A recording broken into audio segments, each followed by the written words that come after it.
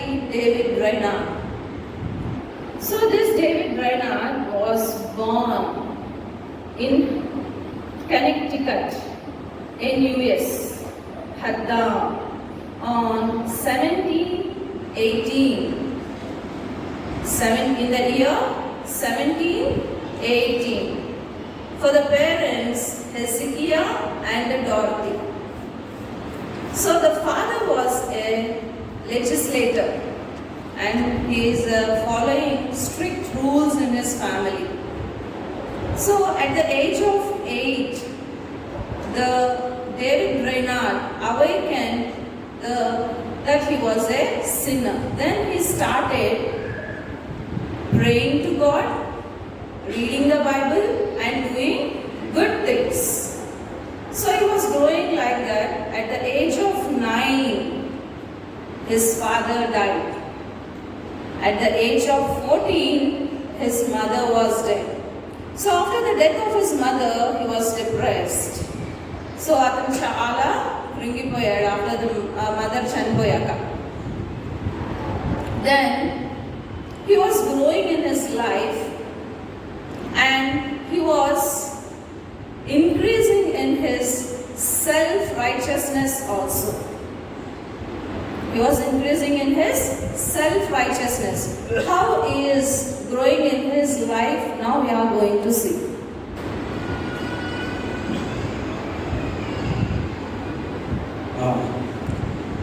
ఈ రోజుతో 2 సార్లు బైబిల్ కంప్లీట్ చేశాను.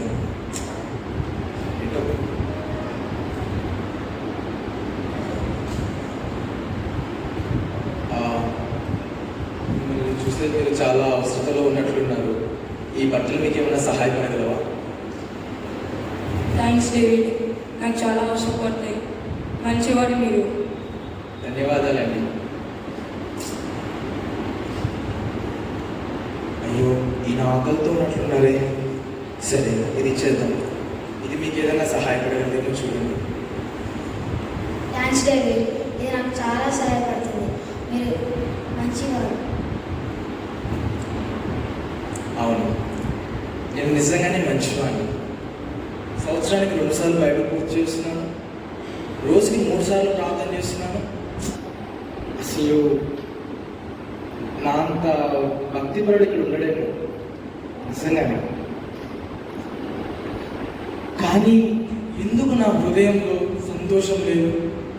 ఎందుకు నా హృదయంలో రక్షణ ఆనందం లేదు? నేనేం పాపం చేయలేదు కదా. చిన్నప్పటి నుంచి ఈ బైబిల్ నేను ఫాలో అవుతున్నాను కదా, చర్చ్కు వెళ్తున్నాను, ప్రార్థన చేస్తున్నాను. అయినా ఎందుకు దేవా, ఎందుకు నా మొరను వినడం లేదు? ఎందుకు నాకు రక్షణ ఆనందం ఇవ్వడం లేదు? నువ్వు నా మీద కోపాన్ని కలిగి ఉన్నావు. నేనంటే నీకు ఇష్టం లేదు కాదు? అవును, అందుకే నువ్వు నాకు రక్షణ ఆనందాన్ని ఇవ్వడం లేదు.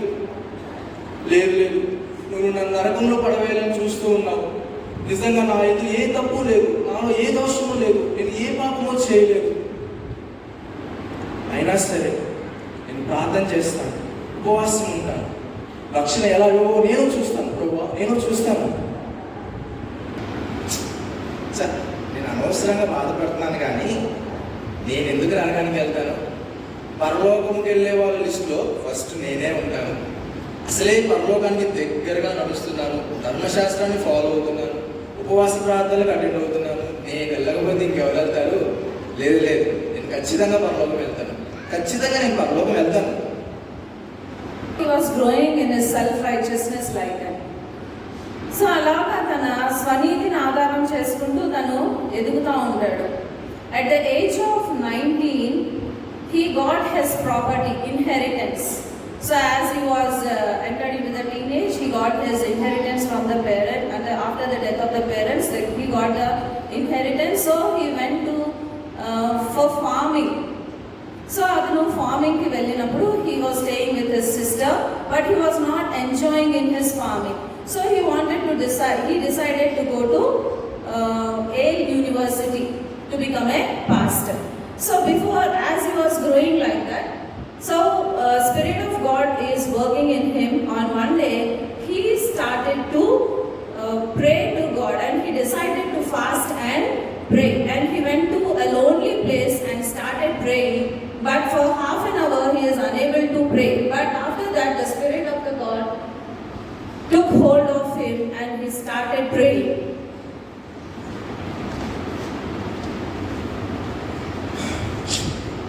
ఈ నిరాశను నేను తట్టుకోలేను. నా వల్ల కాదు ప్రభువా, నా వల్ల కాదు.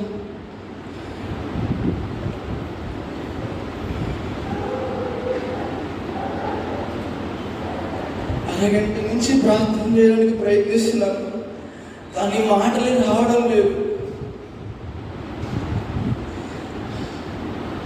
ప్రభువా, నాకు సహాయం చేయవా, ప్రార్థన చేయడానికి నాకు సహాయం చేయవా ప్రభువా. నేను ప్రార్థించలేకపోతున్నాను ప్రభువా, నాకు సహాయం చేయి. దేవా, నన్ను క్షమించవా. నా యొక్క నీతి కార్యాలను బట్టి నేను పరలోకం వెళ్తానని తప్పుగా అనుకున్నాను ప్రభువా.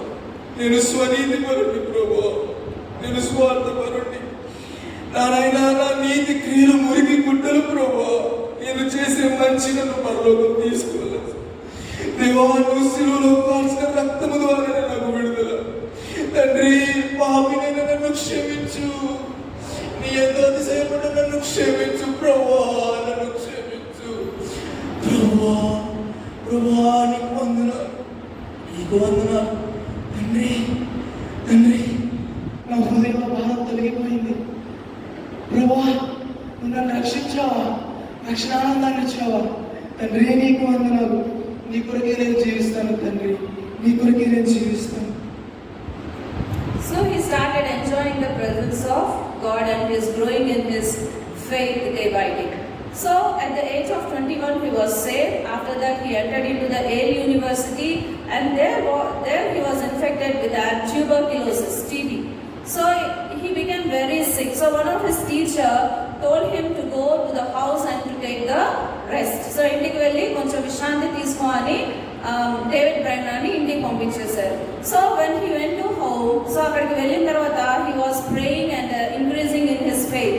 సో ఆయన విశ్వాసంలో బలపడతా ఉన్నాడు. So on November 6th he returned back to his college, but he was so afraid to go back to the college. If we go there, I will become నేను ఇంకా విశ్వాసంలో తగ్గిపోతాను, I'm unable to continue my faith అని చెప్పి చాలా he was feared about it. So అట్లా భయపడుతూ ఉన్నప్పుడు, but when he entered into the college, all the things in the college were changed because of the work of Mr. Whitfield. So this Whitfield went to the college and he enlightened the students about the God.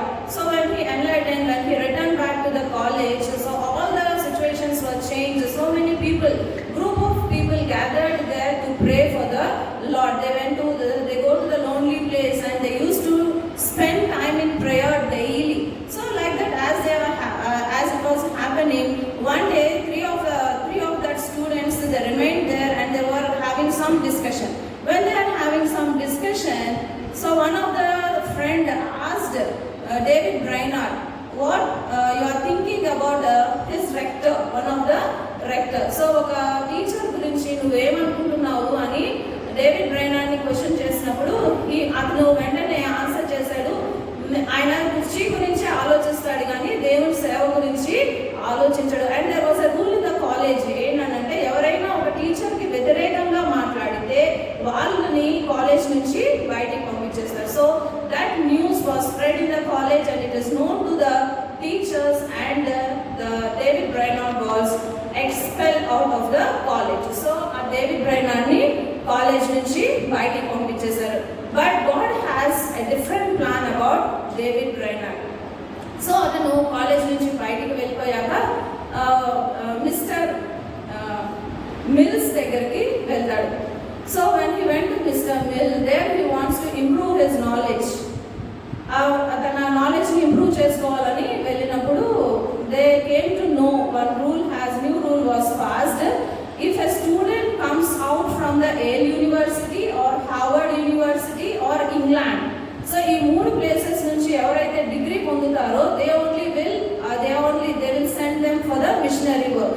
Now బ్రైనార్డ్కి ఇప్పుడు ఆ chance కూడా లేకుండా అయిపోయింది missionary work వెళ్ళడానికి, because he was expelled college, Jonathan Edward, Jonathan Dickinson, they tried a lot to readmit him in the college. అతను మళ్ళీ కాలేజ్లో చేర్పించాలని చెప్పి చాలా ప్రయత్నించారు కానీ దే రిజెక్టెడ్ హిమ్. సో ఇప్పుడు డేవిడ్ బ్రైనార్డ్ ఇప్పుడు ఏం చేయాలి అని చెప్పి he was thinking about.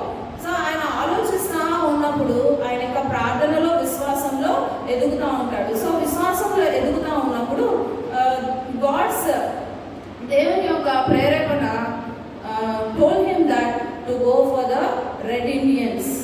Red ఇండియన్స్కి ఒక మిషనరీ, ఒక రెడ్ ఇండియన్స్ దగ్గరికి మిషనరీగా వెళ్ళాలని దేవుడు ఆయనను ప్రేరేపిస్తారు. The name was said as red Indians, but they are not the Indians. వాళ్ళు ఇండియన్స్ కాదు, but they are the native Americans. So వాళ్ళ దగ్గరికి డేవిడ్ బ్రైనార్డ్ ఒక మిషనరీగా వెళ్తారు. ఆ లాంగ్వేజ్ మాట్లాడడము నేర్చుకోవడం అంటే చాలా కష్టము. సో ఆయనకి ఆ ప్లేస్కి వెళ్ళాలంటే ఒక ఇంటర్ప్రెటర్ కావాలి, ఒక ట్రాన్స్లేటర్ కావాలి. బట్ అక్కడ ఎవరు ట్రాన్స్లేటర్స్ దొరకరు. అయినప్పటికీ ఆయన ఆ ప్లేస్కి సేవ కొరకై వెళ్తారు. వెళ్ళిన తర్వాత he struggled a lot with his loneliness because no one is there to talk with him. ఎవ్వరు ఆయనతో మాట్లాడే వాళ్ళు లేరు because no one knows English.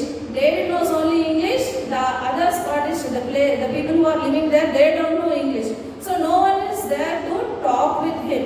So he was alone, and he is not having proper food also. Food కూడా సరిగ్గా దొరికేది కాదు. అయినప్పటికీ ఆయన ఎంతో త్యాగంతో దేవుని కొరకు నేను సేవ చేయాలి అని చెప్పి అక్కడే ఉంటారు. ఆయన వీక్నెస్, చాలా బలహీనతలు ఉంటాయి. ఆ వీక్నెసెస్ అన్నిటిలో కూడా ఆయన అక్కడే ఇంకా సేవ కంటిన్యూ చేస్తూ ఉంటారు. సో అట్లా సేవ కంటిన్యూ చేస్తూ ఉన్నప్పుడు he met his friend Byram. So he is a good translator. He knows the Native American language also. So అతనికి నేటివ్ అమెరికన్ లాంగ్వేజ్ కూడా తెలుసు కాబట్టి ఇద్దరు కలిసి సేవ చేస్తూ ఉంటారు. But there is no change in the red Indians. మాత్రము వాళ్ళలో ఎటువంటి మార్పు అనే ఉండదు. అసలు వాళ్ళు రెడ్ ఇండియన్స్ ఎట్లా ఉంటారంటే they are like tribal people and they are not lazy people also. They are not ready to do work. వాళ్ళు పని చేయడానికే ఇష్టపడరు. వాళ్ళకి సరైన ఇల్లులు కూడా ఉండవు, వాళ్ళకి సరైన తిండి ఉండదు, ఏమీ ఉండదు, అట్లాగా ఉండిపోతారు. సో ఇదంతా చూసుకొని డచ్ పీపుల్, వైట్స్ అంటారు. సో డచ్ పీపుల్ ఏం చేస్తారంటే వీళ్ళ మీద అధికారం తీసుకొని ఈ నేటివ్ ఇండియన్స్ని చాలా కష్టపెడతా ఉంటారు. సో వీళ్ళు కష్టపెడతా ఉంటారు కాబట్టి ఈ రెడ్ ఇండియన్స్ ఈ క్రిస్టియన్స్ని యాక్సెప్ట్ చేయడానికి రెడీగా ఉండరు. ఎందుకంటే వాళ్ళు క్రిస్టియన్స్ అని చెప్పుకుంటా నీతిగా ఉండరు. వాళ్ళు అబద్ధాలు చెప్తూ ఉంటారు, దొంగతనం చేస్తూ ఉంటారు, మోసం చేస్తూ ఉంటారు. కాబట్టి ఈ రెడ్ ఇండియన్స్, ఈ డచ్ పీపుల్ వల్ల క్రిస్టియన్స్ ఎవరిని బిలీవ్ చేయరు. సో వాళ్ళు బిలీవ్ చేయరు కాబట్టి వీళ్ళు డేవిడ్ బ్రైనార్డ్ని కూడా యాక్సెప్ట్ చేయడానికి రెడీగా ఉంటారు. సో కానీ డేవిడ్ బ్రైనార్డ్ ప్రార్థన చేస్తా, ప్రభువా మీరే నాకు సహాయం చేయాలి, మీరు తప్పితే ఇక్కడ ఎవరు సహాయం చేయలేరు అని ప్రార్థనలో ఎదుగుతా, ప్రార్థనలోనే ఎన్నో నైట్స్ గడుపుతా, ఆయన చలికాలంలో కూడా తన శరీరం తడిచిపోయేంత వరకు ఆయన ప్రార్థనలో కనిపెడతా ఉండేవాళ్ళు. అట్లా ప్రార్థన చేసేవాళ్ళు. Once in the year 1743 so అక్కడ సేవ ప్రారంభమైన తర్వాత అక్కడ ఒక ఉజ్జీవాన్ని చూడగలుగుతారు. So 4 women and few children, first congregation started with them. And before that, one more translator was converted, and he was the first convertee in the missionary work of David Brainerd. He is none other than Moses Tyndall Tontley.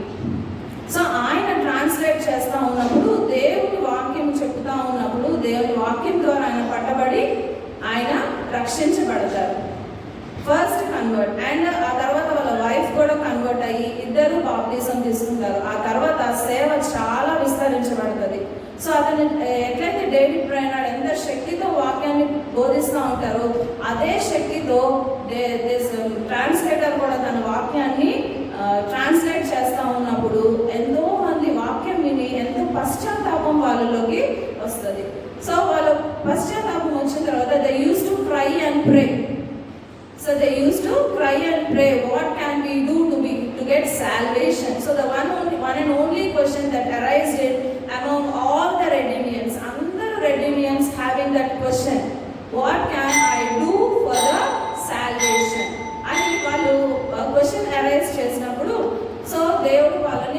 రక్షిస్తా వాళ్ళని ఒక్కొక్కరిగా వాళ్ళని రక్షిస్తా దేవుడు David బ్రైనార్డ్ని ఎంతో సేవలో ఉపయోగించుకుంటారు. ఆ తర్వాత వేరే ప్లేస్కి వెళ్తారు.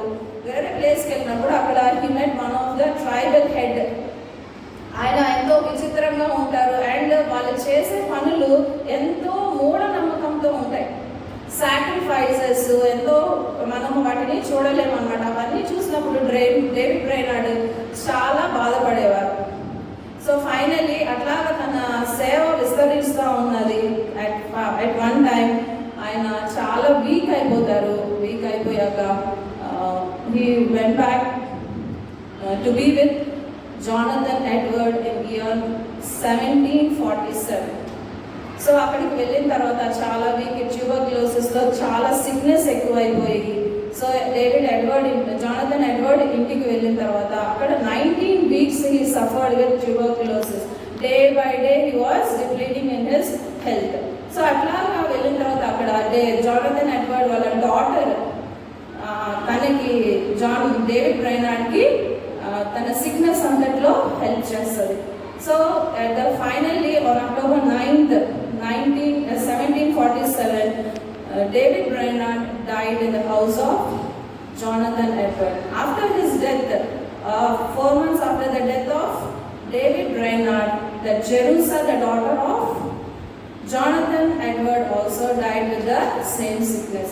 So, a missionary, he was riding on the horse to spread the gospel, and in his 4 years of his missionary life, he traveled 15,000 miles on the horse. 15,000 miles tana horse meede tana prayanam chesaru, and he was died at the age of 29 years.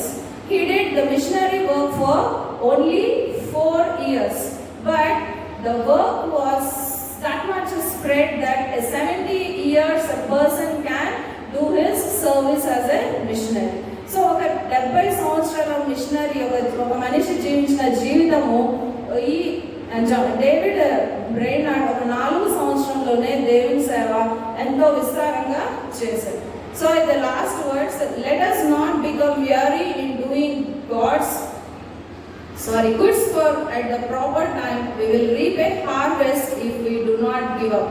మనం ఎప్పుడైతే ఎన్ని శ్రమలు కష్టాలు వచ్చినా కూడా మనం దానిని give up చేయమో అప్పుడు దేవుడు తన పనిని తాను చేస్తారు. So these are the words that are in Galatians 6:9 which was believed by David Brainerd. Thank you.